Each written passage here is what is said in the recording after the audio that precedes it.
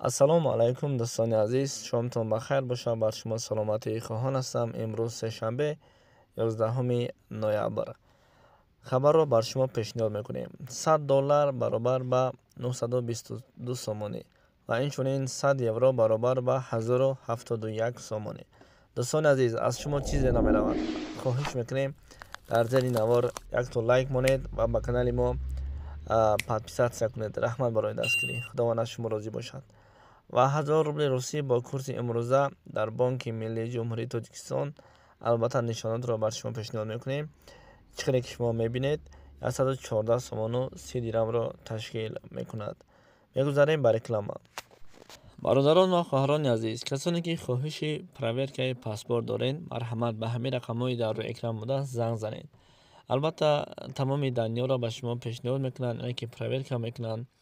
ва инчунин дӯстон, касое ки мехоҳанд ки патентшон дар база ҳаст нест, ишам тафтиш мекунанд.